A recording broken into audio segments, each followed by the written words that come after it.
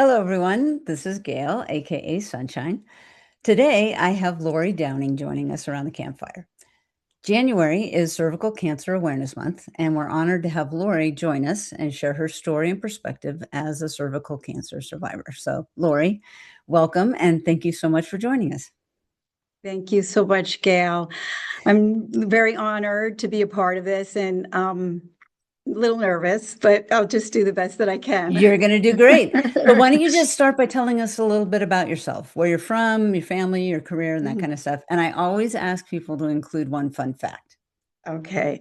I live in Nassau County, Long Island. I was born in Queens. Um, my family moved to Suffolk, out to Suffolk County, Long Island, and I met my husband upstate New York College. He's a Staten Islander, so he's a New Yorker too. And then we had a family, and we moved to Nassau County where we still live. I have a 37-year-old son, a 32-year-old daughter. I'm retired about 5 years ago in 2020, I guess 6 years ago, as a teacher. I taught for about 35 years, and I really enjoy retirement. And I travel a lot. And I would say the fun fact about myself is that I go on a lot of yoga retreats, and I've traveled several times on retreats to Costa Rica, Greece, Spain, Ireland, Sicily. The next one I'm going to is Portugal at the end of the summer. Wow. And I started going solo or with groups. And my husband, I guess about 2 years ago, was like, because he doesn't practice yoga or meditation or mindfulness. And a couple of years ago, he's like, I want to go on some of these trips too. So he started coming with me. Oh, So how fun. yes. Oh, that's great. Yeah.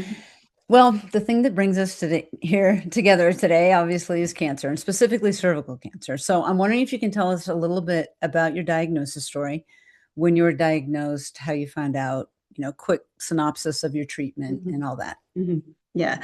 So it was the summer, June, July of 2013, and I went for my annual PAP, and I was actually camping. It's a big thing I do. I camp out in the beach in Montauk a lot, and I was camping, and I was in the car with a friend, and my GYN actually called and said, "Are you by yourself?" And I'm like, Oh, "Well, no, I'm with like people driving in the car." He goes, "I hate to give this news over the phone, but you have cancer." ugh, He says it's going to be okay because it's early and you're just going to have. I set up an appointment for you, and it'll just be a laparoscopy. Da, da, da, da. mhm. And long story short is I researched a little bit, and because I live so close to the city, I said I might as well go to Memorial Sloan Kettering Cancer Center. I have access to a Yeah. premier cancer center, so I, made an appointment there, and I have had a surgeon she chose to do a radical abdominal hysterectomy. And that's a little bit more invasive, I Yeah. guess, and in a radical abdominal hysterectomy, they kind of take out just about like everything: your uterus, your cervix, Yeah. your a lot of ligaments and muscle, around, Mhm. and the top third of your vagina. And when she told me that, I was like, Wow. no, I go, I don't want that done. She goes, you have no choice. You're having that done. For what you have, you're at later stage when you have to have that done. And I remember saying to her, this kind of Wow. gets to the sexual part. I remember saying to her, well, then how is my husband's penis going to fit? And she said, the vagina is very elastic. It's very Yeah. stretchable. And she just kind of dismissed it. That was that. And I made the appointments very quickly. I was in the city at Sloan for about 1 week. Aside from physically recovering from abdominal surgery, that was the only physical part. And Yeah. I did very well at the time. Yeah. And I was very lucky that nothing was found in my lymph nodes, and I did Wow. not have to Yeah. have any ra radiation, because radiation with cervical cancer is all internal. Yeah. Oh, yeah. Yeah, it sounds pretty brutal. And I didn't have any chemo. And Oh, wow. I've been no evidence of disease for the past 11 years. That's wonderful. So Mm. I mean, not that surgery was easy, and I'm sure there have been changes, which we're going to talk about, Yes. but you Mhm. didn't have to do any treatment, which is wonderful. Right. Oh, Which that's was great. just, surveillance. I was in the beginning, I had to go every Right. 3 months, then every 6 months. And then after 5 years, she cut me loose. She says, no, she goes, you go to your regular GYN now. Wow. That's So, yeah. congratulations. That's Thank you. wonderful. Thank you. So for you, what physical, mental, emotional challenges stand out for you, both right at that time and even as time has progressed? Mhm. I'm going to get a little emotional No because problem. when I think about it looking back on it, because at the time, Gail, I was very, I had to be very strong, and I kind of didn't want anyone to know. I Hmm. didn't want my husband to get upset. I didn't want my kids, it was like, say, 10 years ago. So they were a bit younger, not children, but, they were adults, but younger Well, they were in their adults. 20s, but still they're Yes, your yes, kids. yes. And I just didn't want, I knew I was nervous enough myself, and I didn't want to deal with other people's Well, yep. nervousness. And so I did go. I went to, all, because there were some procedures and smaller procedures I had to have done beforehand. And I really did do everything myself. I did have one sister that came with me, some Mhm. things I couldn't drive, and she came with me, but I didn't even like use the word cancer to my husband and my kids until the night before I had the surgery. Oh And my. the reason was because I went the right before to my oncologist, the surgeon in the city, and she was very matter of fact. She was wonderful, very matter of fact. And she said something to me about your children, your husband. Oh, I know, my husband was going to be there. I said, oh, I want to let you know, Dr. Brown, that when in surgery, whatever you find, do not tell my husband. I go, I want to know, wait until tell me first, and I will tell him. And she looked at me and she said, does he know? And I said, no. And she said, I'm not going to do this surgery. I don't think you're ready. And I was like, oh, I'll tell him, I will tell Wow. him. So that night we went out to dinner with my husband and my son and daughter. And I told them, and I said, well, it is cancer, but I think they kind of went over their head a little bit because I was a little nonchalant about it. And when I look back on it now, I was like, I don't know why. I think Hmm. I probably should have relied on people a little bit more. I Yeah. don't know, like, why felt like I had to protect people. Yeah.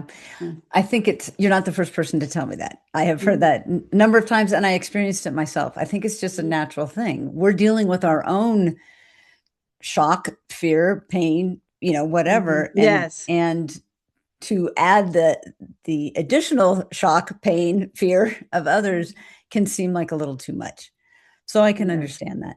So what did that do to your relationship with your kids and your husband? Did it impact it once they realized what we were really dealing with? Um, that's an interesting question. I don't know.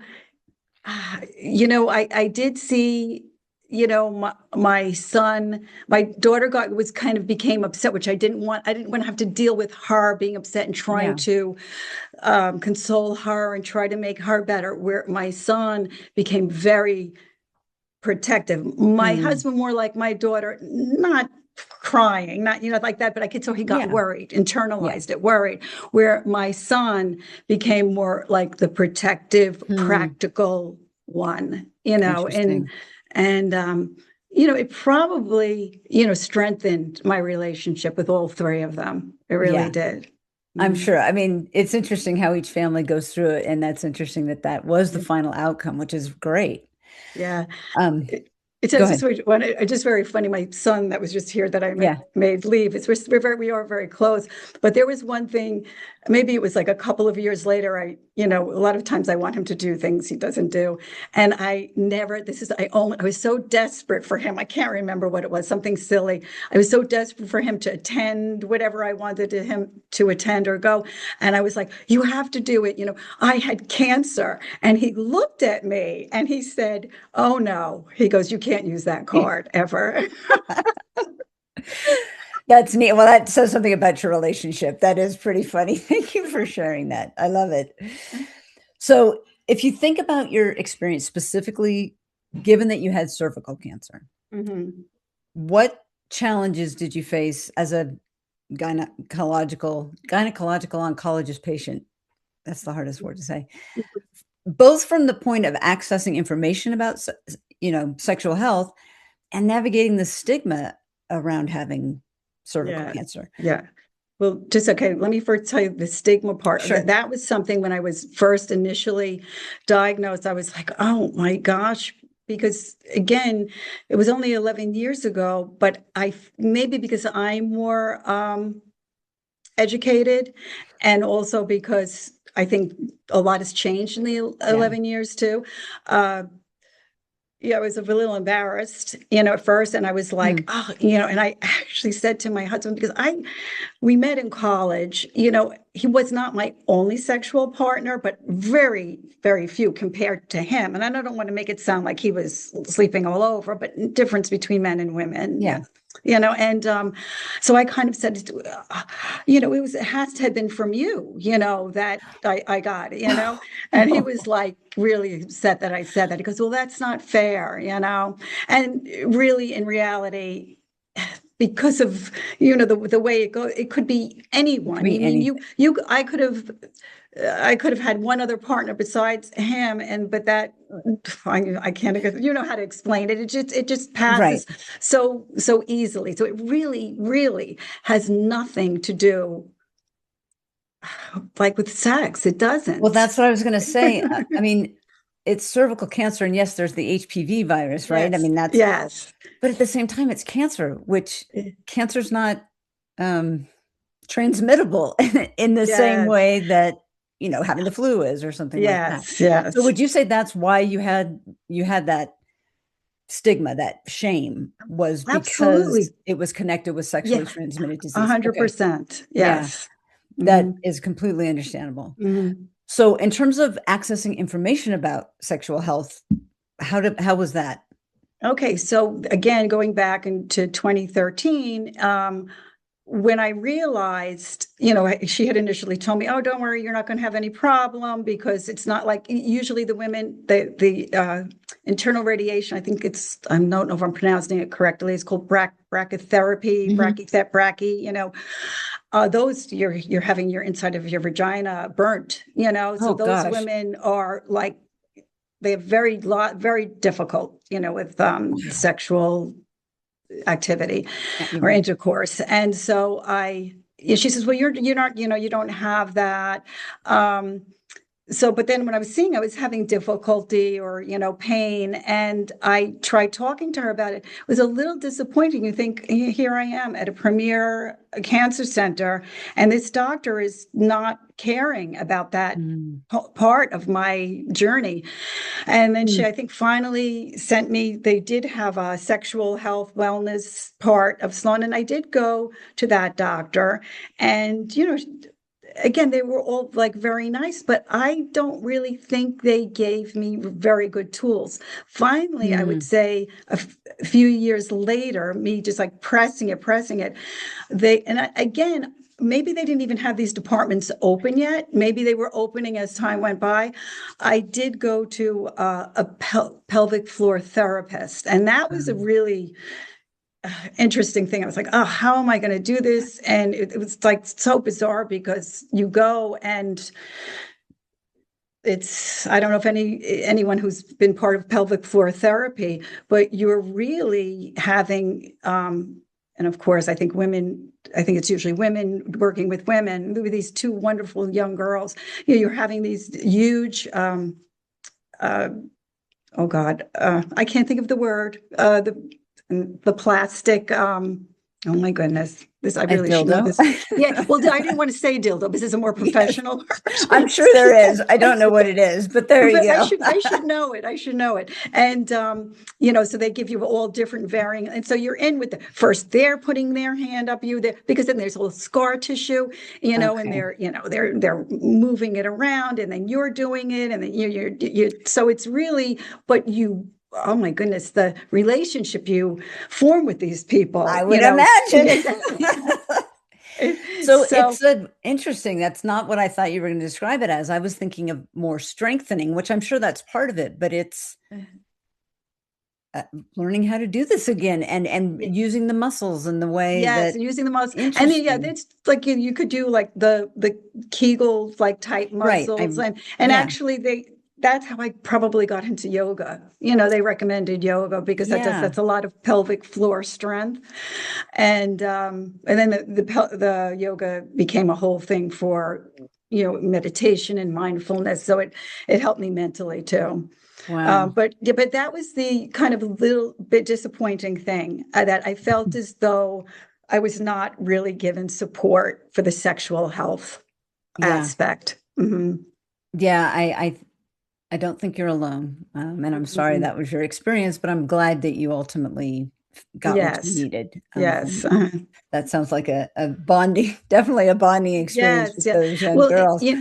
and also to go back to using dilators. That's the word, That's the word. dilators. That is. It That's use, much better than my yes. word. Using it was a D word, but using the dilators is that, it can, you have to practice it then at home at night, and it can become a chore, and when I speak about Survivor, the Yeah. organization, I do know too, speaking to those women there, you can, with your partner, you can make it into games, or that, Lana, that I'm just maybe just Yeah. not open enough for that, Yeah. so. Yeah. Interesting. Yeah, that is. That's a whole part because of the kind of cancer it is that other people Yes. don't. Lung cancer, you're not going to have. No, So it's and just a sometimes, unique aspect of yeah, it for sure.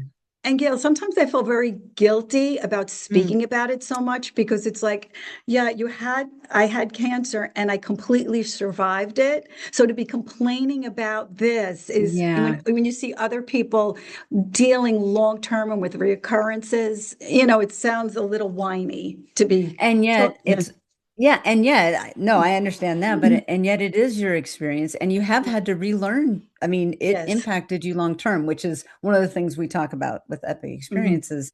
When your cancer journey is over, it's not really over, Oh, right? Because right. there's Right. all these other side effects that Mhm. can be long term, mental, emotional, and physical, Mhm. obviously, in your case too. Are there, you referenced this kind of tangentially, but the cervical cancer groups and networks, are there ones that you have been part of that you would recommend? Yes, there is this, and I didn't know about them originally. And again, they were, it's called survivor.org. And I kind of have wrote it on this little Sure. paper. And I don't know if like you or Chris somehow will maybe be able to pull the website up, but they're an amazing group. And Tamika Felder is the founder, and she was diagnosed in her 20s with Oh, cervical wow. cancer. And I met a lot of women. A lot of women do, you think that it's older, but there's a lot of young women that get Wow. diagnosed. And sadly, for a lot of them, they lose their fertility. Sometimes they Uh, can have fertility sparing yeah. surgery, Right. but some of them have, lost their fertility. But Yeah. this group has just it's just celebrated 21 years. Oh, wow. It is so, they're just so professional and so knowledgeable, and what they offer is incredible. So I just want to tell anyone to please check out their website. They have a Facebook page that's amazing. They're the there, I kind of have it written down here a little bit there, because it's a nonprofit organization dedicated to raising the awareness about cervical cancer, supporting survivors through education, advocacy, and community. And they're really, really big on survivors. I haven't done this yet, sharing their stories like on Yeah. little clips, and because then you Yeah. get to see the whole range of what stage and what your treatment is and what you've gone through. They also they just had one in DC that just ended last weekend. Once a year, they do a cervical cancer summit usually for a weekend. And once a year they do it's called Survivor School, that similar Mm. to like Epic, you can go to once, Yeah. and where you become a survivor ambassador. And a lot of I do have gone to their summit. I've never done their school, because you really have to make a commitment to them when you become an ambassador. And I've gone Mm. to a few of their things where, actually, last winter, I went into the city. They had there's a group of surgeons, cancer surgeons that are also musicians. And we went there and we gave up the like survivor information and the pens and the pencils and things like that. So they're really big into advocacy and Yeah. education. And it's a big commitment, Oh, that's great. Yes. Wow, Mhm. that sounds like a wonderful resource. Thank you for sharing Mhm. that. Mhm. What do you think the biggest lesson you've learned throughout this cancer journey? So for you, it's been 12, Yes, 13 about years? 11. I think it's about Okay, 11 11. years. Yeah, I What do think. you think the big, and I know this is going to probably be hard to narrow it down, so feel free to give me a couple lessons, but what do you think the biggest thing you've learned is over this journey? I kind of like wrote it, but the first one that comes into my mind that I don't have to look at is that you're stronger than you think you are. Yeah.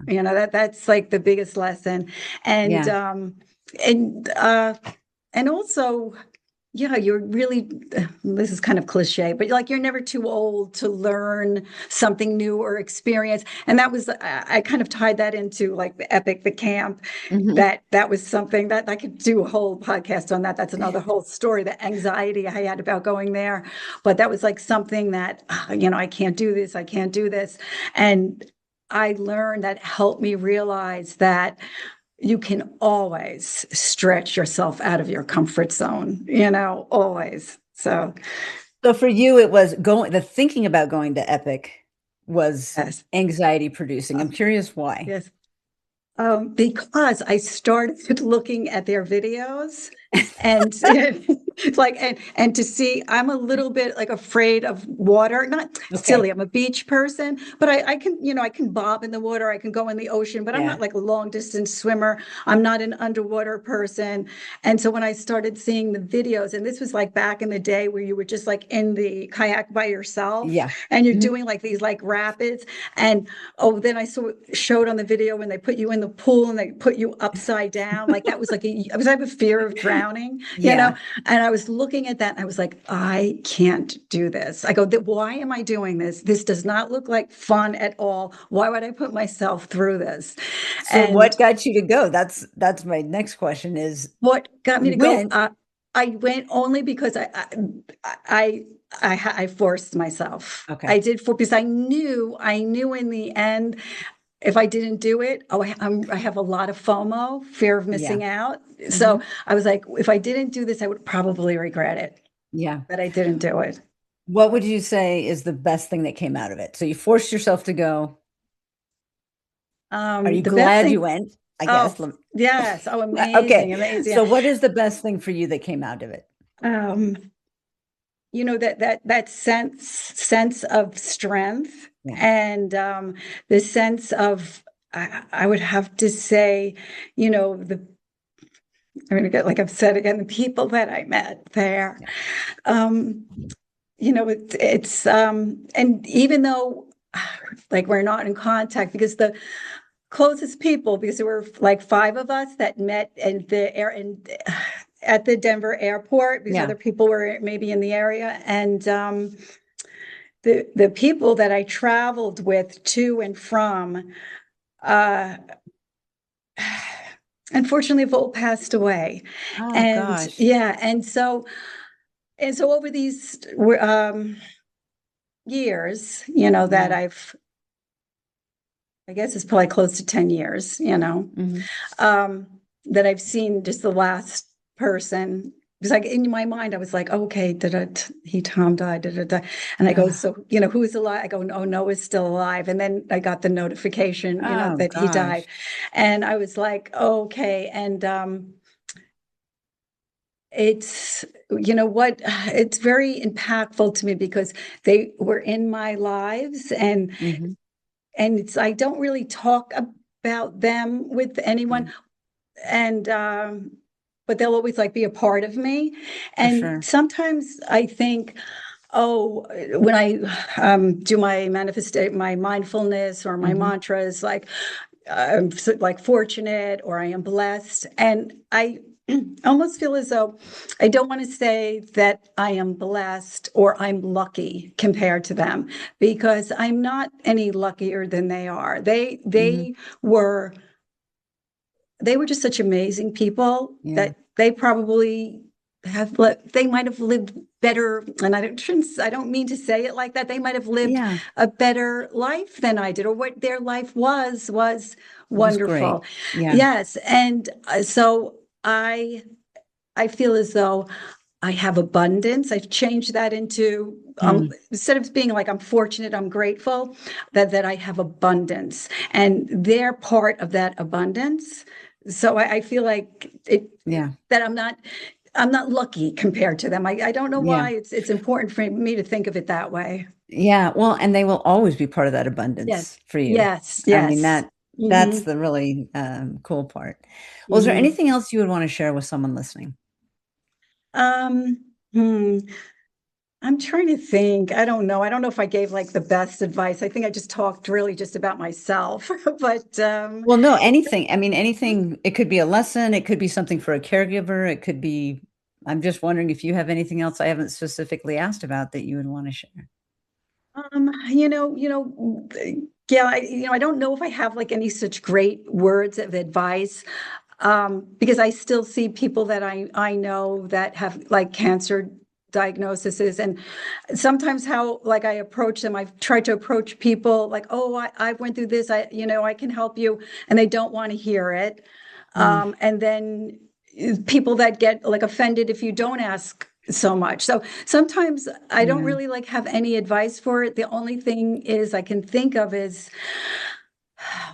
I guess you have to be there for people, and you really, really have to pay attention Mm, and to how they're reacting and like what they're saying, yeah. and react to it that way. I did, and share if you can. If they seem like they're willing and open to it, go for it. Yeah. Like take the risk, because I'd rather take the risk and maybe like offend, not, I don't know if offend is the right word, or overstep with someone and possibly help them than not say anything for fear Yeah. of offending them. Like, for example, even when I was set up, I'm in the library, when I was speaking with a young woman, I said, oh, I'm going to be doing this, like, cancer podcast. I've never done it. I'm nervous. Da, da, da, I'm a boomer. And she was coming down, she showed me this room, and she said, oh, what kind of cancer? And I said, oh, cervical cancer.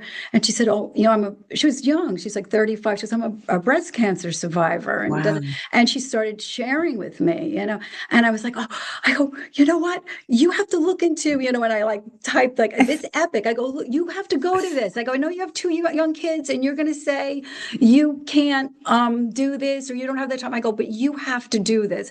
Please do it. So probably I'll see her. I will probably like a little bit say, did you? And she seemed a little receptive to it. Yeah. But so I would say not offer, and Yeah. then, and then see how people react. But don't ever stop offering, I think. Yes. Right. Well, and you said earlier you referred to sharing your story, and it's the same kind of thing. It's Hmm. it's it's your story to share, and you never know. Like if you hadn't said what you were doing, you wouldn't have had the conversation with this woman. You just never know who you're going to impact by just sharing that little bit. So I think that's Hmm. great that you did that.